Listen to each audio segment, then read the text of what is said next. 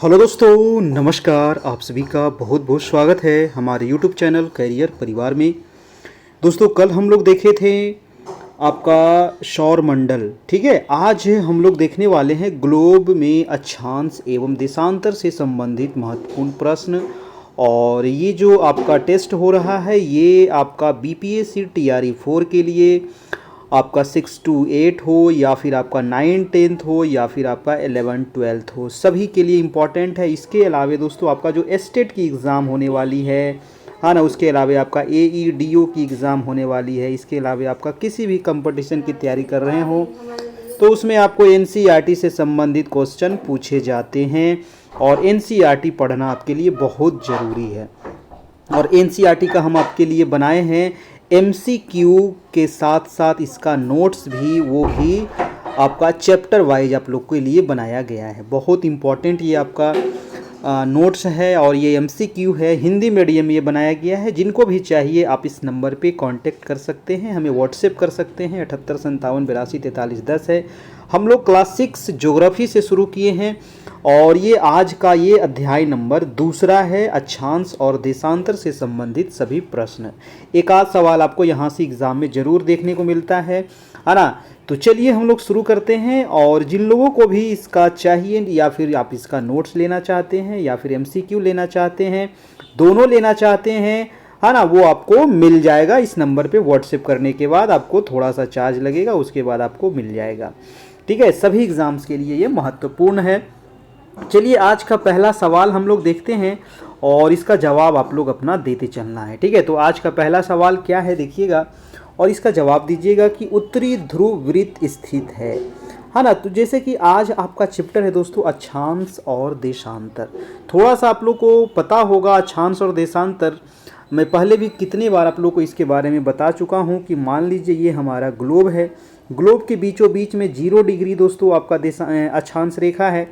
और आप देखे होंगे ग्लोब के ऊपर, है ना, इधर होता है पूर्व, इधर होता है पश्चिम, इधर होता है उत्तर और इधर होता है आपका दक्षिण।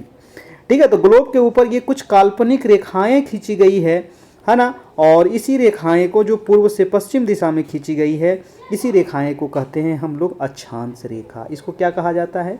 अक्षांश रेखा। ये शॉर्ट में आपका एक ध्यान रखना है। और हमारे ग्लोब के ऊपर आप देखिएगा कि नॉर्थ से लेकर के साउथ की ओर एक काल्पनिक रेखाएं खींची गई है। इस रेखा को कहा जाता है देशांतर रेखा।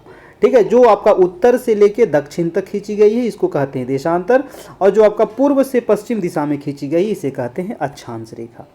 हमारा सवाल कह रहा है दोस्तों कि उत्तरी ध्रुव वृत्त स्थित है। अगर आप पढ़े होंगे उत्तरी ध्रुव वृत्त कहाँ पे स्थित है, ये क्वेश्चन आपसे पूछ रहा है। अब देखिए ये है 0 डिग्री, है ना, बीच में होता है 0 डिग्री, ऊपर होता है नॉर्थ, नीचे होता है साउथ, इधर होता है ईस्ट और इधर होता है वेस्ट आपका। ठीक है, तो उत्तरी ध्रुव कह रहा है तो ये किधर होगा? उत्तर में ही होगा। ये तो कॉमन सेंस आपके पास होना चाहिए। दक्षिण वाला तो आपका आंसर होगा ही नहीं। अब उत्तरी ध्रुव वृत्त कितने डिग्री अक्षांश को कहा जाता है? मैंने कई बार आप लोगों को पढ़ाया हूँ कि 66.5 डिग्री जो है दोस्तों, है ना, 66.5 डिग्री जो नॉर्थ है ना, ये जो काल्पनिक रेखाएं खींची गई है इसी को कहा जाता है उत्तरी ध्रुव वृत्त। या फिर इसका एक और नाम है आर्कटिक वृत्त, है ना। इसका एक और नाम क्या है? आर्कटिक वृत्त भी इसको कहते हैं। तो ये चीज़ आप ध्यान रखिएगा। अगर आपसे एग्जाम में पूछता कि दक्षिणी ध्रुव वृत्त कितने डिग्री अक्षांश होगा, दक्षिणी ध्रुव वृत्त कितना डिग्री अक्षांश होगा, तो दक्षिणी ध्रुव अगर एग्जाम में पूछता तो आपका आंसर हो जाता विषुवत वृत्त के 66.5 डिग्री दक्षिण में। यानी कि विषुवत वृत्त कौन सा है? ये विषुवत वृत्त 0 डिग्री है और 66.5 डिग्री जो दक्षिण में जो रेखा काल्पनिक रेखाएं हैं इसी को कहा जाता है दोस्तों आपका ये अंटार्कटिक वृत्त इसको कहा जाता है, या फिर दक्षिणी ध्रुव वृत्त भी इसको कहते हैं। और जो नॉर्थ में 66.5 डिग्री है इसको कहा जाता है उत्तरी ध्रुव वृत्त। ये आप याद रखिएगा। और अगर आपसे कहता कि उत्तरी ध्रुव जो 23.5 डिग्री है, ये काफ़ी इंपॉर्टेंट है। उत्तरी ध्रुव में जो 23.5 डिग्री काल्पनिक रेखा है इसको कहा जाता है कर्क रेखा, है ना। और जो दक्षिण में 23.5 डिग्री काल्पनिक रेखा खींचा गया है इसको कहा जाता है दोस्तों आपको मकर रेखा। ठीक है, तो उत्तर में है कर्क, नीचे है आपका मकर रेखा। हमारा आंसर इसका क्या हो जाएगा? आंसर नंबर हो जाएगा आपका विषुवत वृत्त के 66.5 डिग्री उत्तर में उत्तरी ध्रुव वृत्त आपका स्थित है। राइट आंसर हो जाएगा आपका आंसर नंबर बी हो जाएगा। ठीक है, चलिए अगला प्रश्न देखते हैं। दूसरा नंबर सवाल कह रहा है कि दक्षिणी ध्रुव वृत्त स्थित है विषुवत रेखा के किस स्थिति में। देखिए अभी आपको बताए थे कि दक्षिणी ध्रुव वृत्त, है ना, यही तो सवाल मैंने अभी आप लोग को समझाया कि दक्षिणी ध्रुव वृत्त जब पूछेगा एग्जाम में तो 0 डिग्री जो ये आपका भूमध्य रेखा है, विषुवत रेखा है, इसके आ जाएगा दक्षिण में कितना डिग्री, तो 66.5 डिग्री साउथ, है ना। इस मतलब साउथ, यानी कि हमारा जो आंसर हो जाएगा वो आंसर नंबर क्या हो जाएगा, ए नंबर हो जाएगा। कोई दिक्कत इसमें नहीं होनी चाहिए। वीडियो को लाइक सब लोग कर दीजिएगा और चैनल पर नए होंगे तो चैनल को सब्सक्राइब कर लीजिएगा।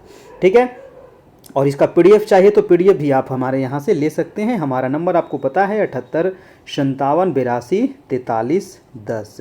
और ये जो आप सभी के लिए ये जो बनाया गया है आपका दोस्तों एनसीईआरटी एमसीक्यू और नोट्स, ये देख रहे हैं ना, बहुत बेहतरीन तरीके से बनाया गया है। आपको चैप्टर वाइज बनाया गया है और सारे सब्जेक्ट का आपको मिल जाएगा, चाहे वो बिजनेस स्टडीज हो 11 12 का, है ना, या फिर अकाउंटेंसी हो, या फिर साइकोलॉजी हो, है ना, या फिर इकोनॉमिक्स हो, या हिस्ट्री हो, ज्योग्राफी हो, पॉलिटी हो, बायोलॉजी हो, है ना, केमिस्ट्री हो, मैथ हो, फिजिक्स हो, सारे सब्जेक्ट का दोस्तों आपको उपलब्ध करा दिया गया है।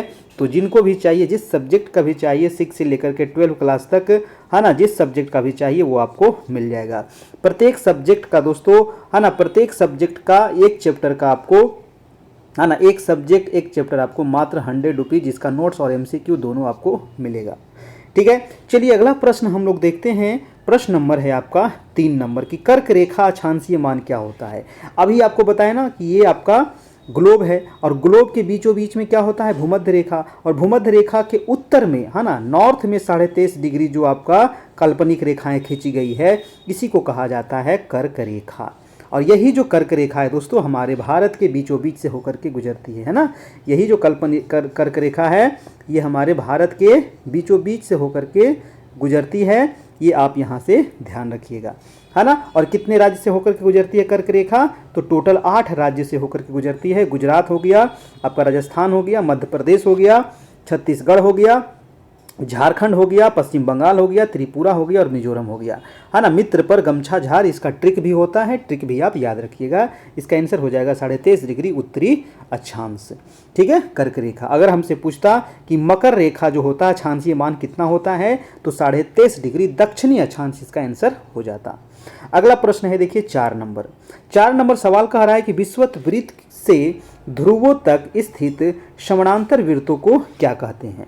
बताइएगा इसका आंसर क्या होगा, है ना। विषुवत वृत्त से, अब देखिए विषुवत वृत्त, अब ये बार बार वृत्त क्यों कहा जा रहा है, ये आप थोड़ा सा सोच सकते हैं कि ये आपका है 0 डिग्री, है ना। तो 0 डिग्री जो अक्षांश है ना दोस्तों, ये पूरे ग्लोब के ऊपर खींचा हुआ है ना। ये आपका इधर पूर्व है, इधर पश्चिम है, ऊपर उत्तर होता है, नीचे दक्षिण होता है। तो ये क्या है, ये एक वृत्त है। ये क्या है, तो ये एक वृत्त है जो हमारे ग्लोब के ऊपर काल्पनिक रेखा खींची हुई है।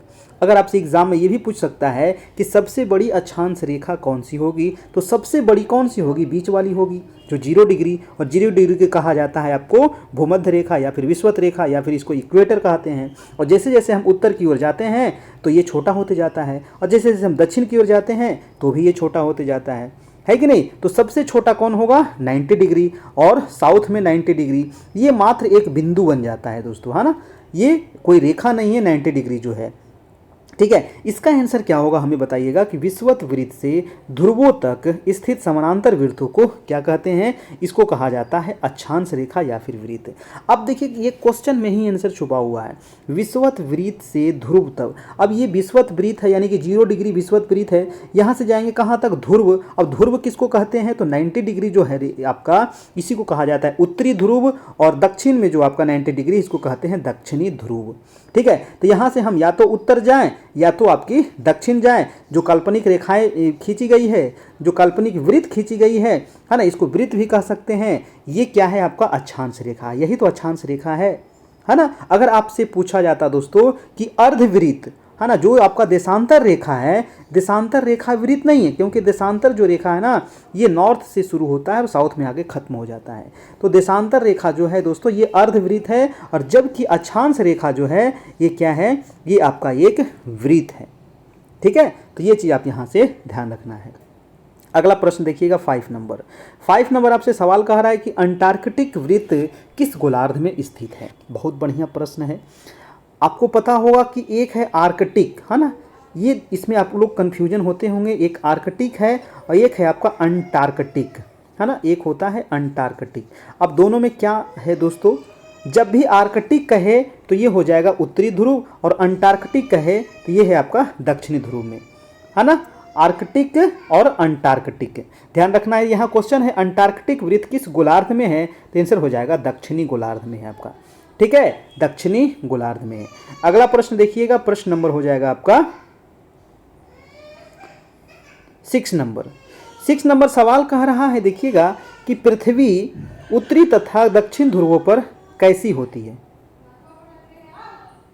पृथ्वी जो है ये उत्तरी और दक्षिणी ध्रुव पर कैसी है। अब देखिए हमारी ये, मान लीजिए ये हमारी पृथ्वी है, ठीक है, तो ये उत्तरी ध्रुव यहाँ पर है और दक्षिणी ध्रुव यहाँ पर है।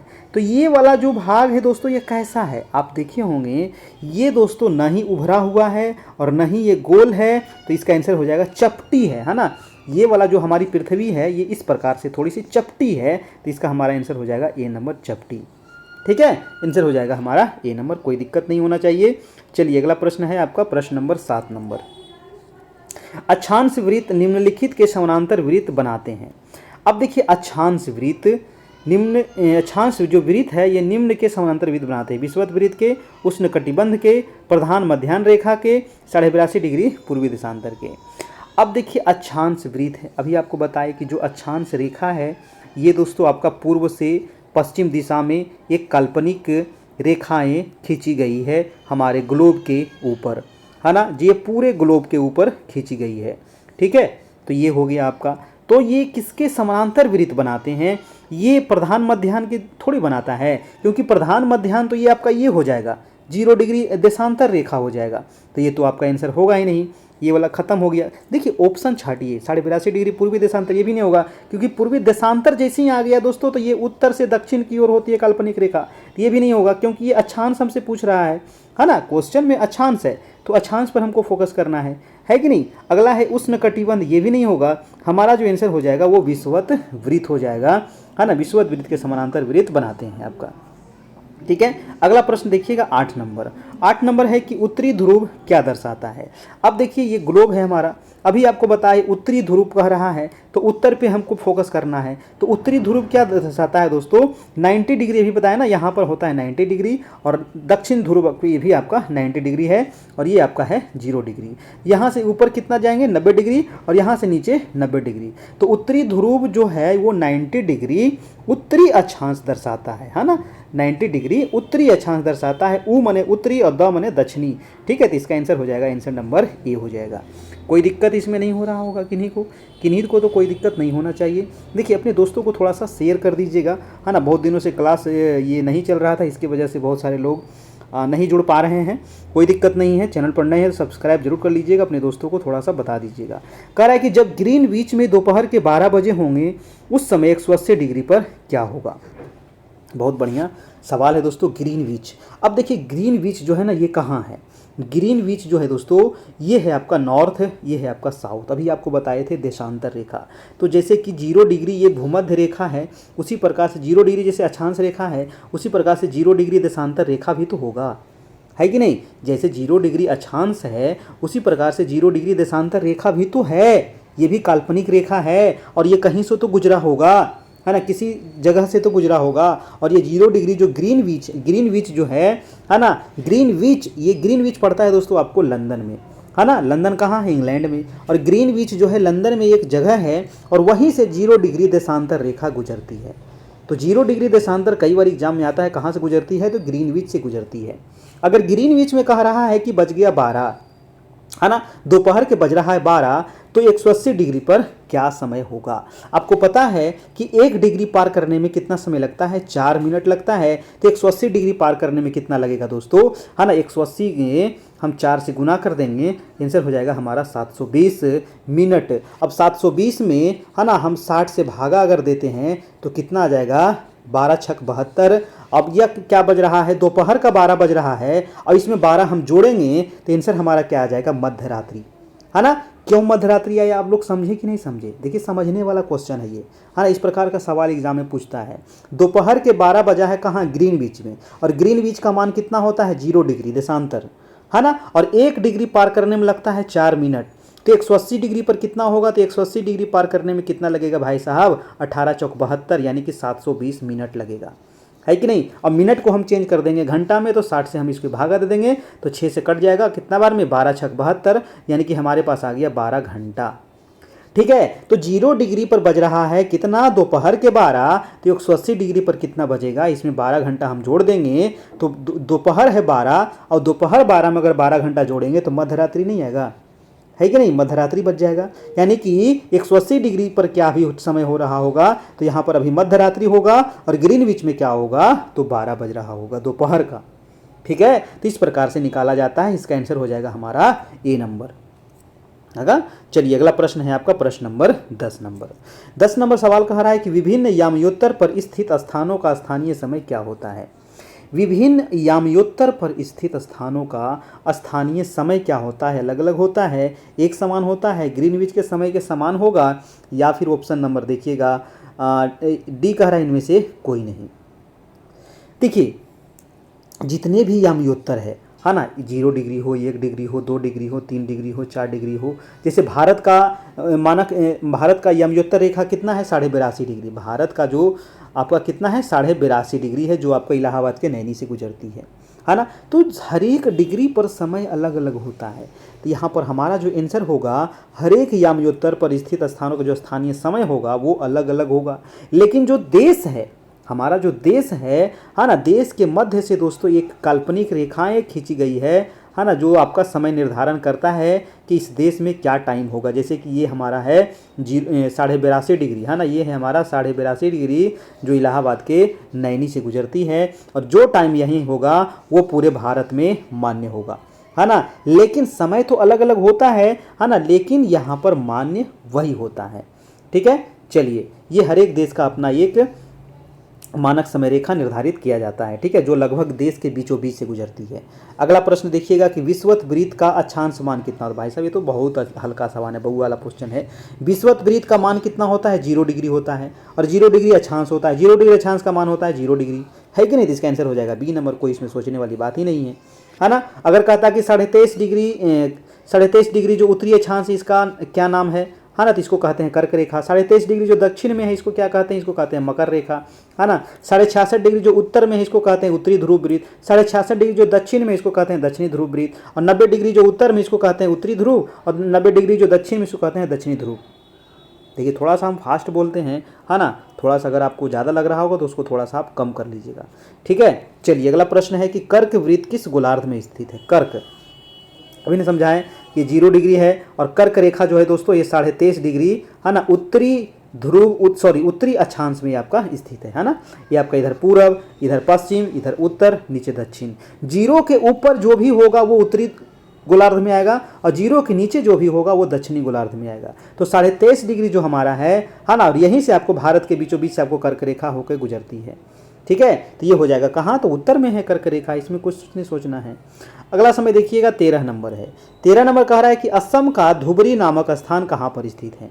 देखिए असम का जो धुबरी है, ये तो आपको थोड़ा सा ये दे दिया है, अटपटा क्वेश्चन है, ऐसा क्वेश्चन नहीं होना चाहिए, क्योंकि असम का धुबरी है ये 26 डिग्री उत्तरी अक्षांश और 90 डिग्री पूर्वी देशांतर के बीच स्थित है ना। ये किताब में दिया हुआ होगा, इस वजह से ये छप गया है आपका। ठीक है, ऐसे कोई ये याद नहीं रखेगा असम का धुबरी वहाँ पर मान कितना है आपका। ठीक है, चलिए कोई बात नहीं, इसका आंसर हो जाएगा आपका ये नंबर। भारत अगला प्रश्न है दोस्तों कि पृथ्वी को कितने समय क्षेत्रों में बांटा गया है। जो हमारी पृथ्वी है ना, तो हमारी पृथ्वी क्या है, लगभग 24 घंटा में एक चक्कर लगा लेती है।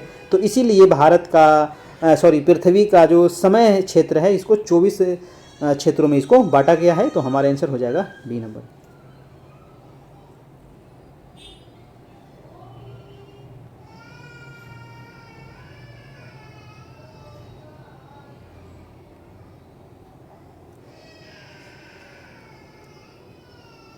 प्रश्न है कि ग्रिड किसका जाल है।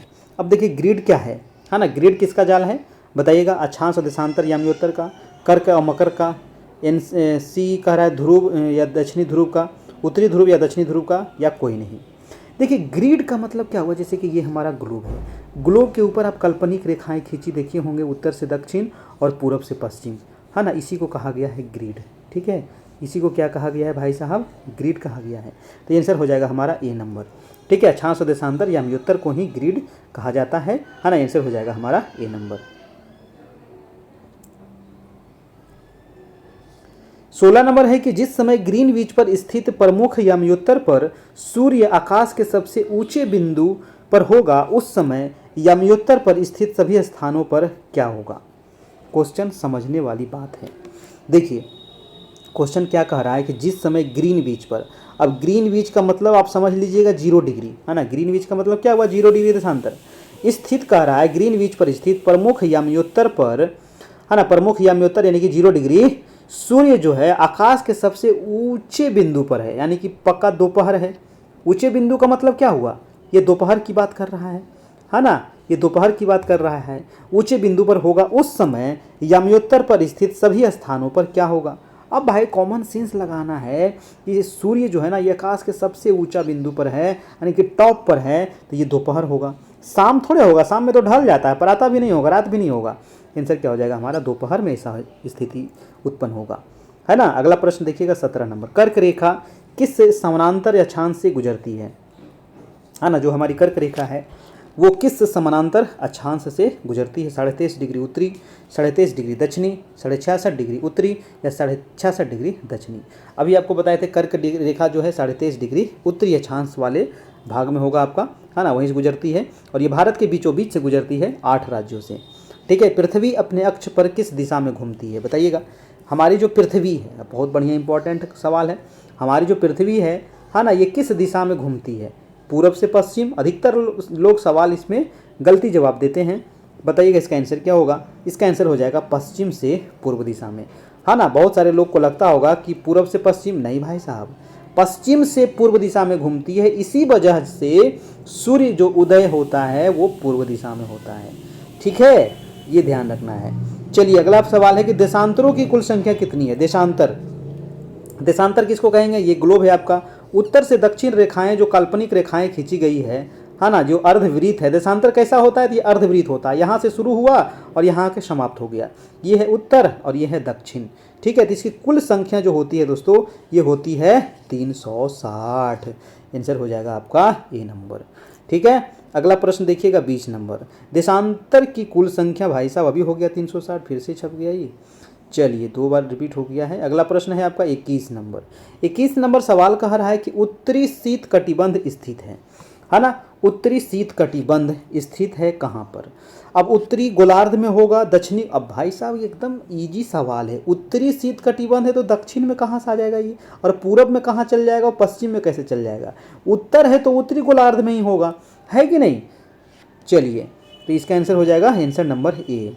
और जो लोग दोस्तों NCERT, है ना, NCERT 6 से लेकर के 12 क्लास तक किसी भी क्लास का किसी भी सब्जेक्ट का अगर आप PDF है, PDF का मतलब हो गया MCQ, है ना, MCQ चैप्टर वाइज प्लस इसका नोट्स दोनों मिलेगा एक साथ, है ना। दोनों ऐसे अलग अलग है ना, अलग PDF है, MCQ का अलग है, नोट्स का अलग है, चैप्टर वाइज ये आपको मिल जाएगा। एक सब्जेक्ट का मात्र आपको 100 रुपीज़ लगेगा, है ना। एक सब्जेक्ट का मात्र आपको 100 लगेगा। ये बहुत दिनों दोस्तों, बहुत समय लग गया हमको इसको बनाने में, और ये हमारा अपना है ना। इसको बनाने में बहुत समय लगा, ये आप ले सकते हैं हमसे। ठीक है, चलिए अगला प्रश्न है आपका, ये नंबर दिया गया है, इस नंबर पे आप व्हाट्सएप करके ले सकते हैं। प्रश्न देखिएगा, दक्षिणी ध्रुव वृत्त कहाँ स्थित होगा। बहुत सिंपल सवाल है, दक्षिणी ध्रुव वृत्त दक्षिण में होगा, है ना, तो दक्षिणी गोलार्ध में होगा। कॉमन सेंस है, ये भी नहीं होगा, ये भी नहीं होगा, ये भी नहीं होगा। आंसर हो जाएगा हमारा बी में होगा, है ना। ये छोटा छोटा सवाल आपको कभी कभी एग्जाम में पूछ लेता है। अगला प्रश्न है कि प्रमुख याम्योत्तर का मान कितना होता है। अभी आपको बताए कि प्रमुख याम्योत्तर कहे, है ना, या फिर प्रधान मध्याह्न रेखा कहे, है ना, या फिर आपको कहे प्रधान मध्याह्न, है ना। ये जितने भी है प्रधान मध्याह्न, प्रमुख याम्योत्तर, ग्रीनविच, ये सभी का मान जो है दोस्तों वो 0 डिग्री ही है ना। ये चीज़ आप ध्यान रखना है। ठीक है, 0 डिग्री ही है। और 0 डिग्री रेखा कहाँ से गुजरती है, ये वाला मोटका समझ लीजिए, ये 0 डिग्री है, और ये गुजरती है लंदन के ग्रीनविच से। इसको प्रधान मध्याह्न भी कहते हैं, इसको प्रमुख याम्योत्तर भी कहते हैं, है ना। ये चीज़ आप ध्यान रखना है ना। अगला प्रश्न है आपका 24 नंबर। और वीडियो अच्छा लगे तो एक लाइक भी करना है, अपने दोस्तों को भेज देना है। भारत का समय ग्रीनविच मानक समय से कितने घंटे आगे है? बहुत बढ़िया, है ना। इसका मैंने पूरा डिटेल में भी हम पढ़ाए थे, एनसीईआरटी क्लास 6, 7, 8, 9, 10th, वो अगर आप पढ़ना चाहते हैं तो वो पढ़ लीजिएगा। इसका नोट्स भी हम पढ़ा देंगे, है ना। नोट ऑब्जेक्टिव करा देते हैं, इसका नोट्स भी हम आप लोग को करवा देंगे, है ना। और आप लोग भी लेकर के इसको पढ़ लीजिएगा। भारत का समय जो है ग्रीनविच से दोस्तों 5.5 घंटा आगे है। अब देखिए 5.5 घंटा कैसे आगे, मैं इसको थोड़ा सा एक्सप्लेन करता हूँ, है ना।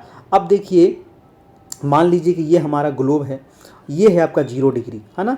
ये है आपका 0 डिग्री देशांतर, और ये है आपका भारत का देशांतर रेखा, क्योंकि भारत के बीचों बीच से जो रेखा गुजरती है उसका मान कितना है? 82.5 डिग्री पूर्वी देशांतर है।